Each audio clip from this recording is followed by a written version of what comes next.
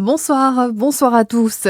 Ce soir, c'est le Nouvel An, une soirée qui pour certains est synonyme d'excès. L'alcool et le cannabis sont les plus connus, mais le protoxyde d'azote fait aussi de plus en plus de dégâts. Il peut causer des dommages irréversibles sur le cerveau. Quand on prend la route, c'est évidemment à proscrire.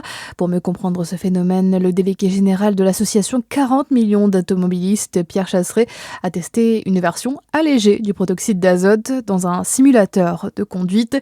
Et son expérience est inquiétante. Ce sont des temps de réaction multipliés par 3. Ce sont des incapacités totales de tenir une trajectoire droite sur la route. Ce sont des situations de danger, des crises d'euphorie où on se met à doubler, faire n'importe quoi. On n'a pas fait ça en conditions réelles, bien évidemment. Et bien sur le simulateur de conduite, on s'est rendu compte que chaque situation d'accident, c'était gagné. On avait l'accident. Donc ce gaz toxique, si on l'utilise dans sa forme détournée, est une catastrophe pour la jeunesse qui l'utilise. Catastrophe de santé et une catastrophe aussi sur la route. Pour cette période de fête, le protoxyde d'azote a été interdit dans plusieurs départements par des arrêtés préfectoraux. Dans la commune de Châtenois-le-Royal, il est interdit d'en détenir et d'en consommer depuis l'arrêté municipal du 21 décembre dernier. Et puis, c'est une tradition, chaque 31 décembre, les vœux du président de la République. Ce soir, Emmanuel Macron s'y prêtera pour l'avant-dernière fois. Son entourage promet que le chef de l'État fera de 2026 une année d'action. Dans le même temps, en cette journée de célébration, un chiffre à retenir, 83 000, c'est le nombre de mortiers d'artifice saisis en France depuis la mi-décembre.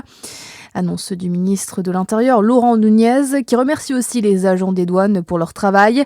Les mortiers d'artifice sont particulièrement utilisés les soirs de fête, comme pour le réveillon de la Saint-Sylvestre. Leur usage est interdit sur la voie publique. Ce soir, 90 000 policiers et gendarmes seront mobilisés dans toute la France, dont 10 000 à Paris et dans la Petite Couronne. Dans l'actualité, au plus près de chez vous, un homme de 21 ans arrêté avec près de 5 000 € de drogue dans son véhicule à Dijon. Découverte de la patrouille de la brigade spécialisée de terrain de la ville, rapportée par nos confrères d'Actu Dijon. Bilan 326 grammes de résine de cannabis, 54 grammes de kétamine et 22 grammes de cocaïne saisis. Il a été placé en garde à vue. De la prison ferme, justement, pour ces deux dealers sous OQTF à Planoise. Soupçonnés de trafic de stupéfiants, ils avaient été arrêtés le week-end dernier à Besançon. Ils viennent d'être condamnés à des peines de prison ferme. Et puis, la mort d'Evelyne Leclerc à 74 ans. L'ancienne animatrice de Tournée Manège avait commencé sa carrière au début des années 70 sur le RTF en tant que speakerine. Au-delà de la télévision, elle s'était aussi essayée au théâtre, apparaissant dans une dizaine de pièces. Voilà pour l'info. À suivre votre météo sur Fréquence Plus.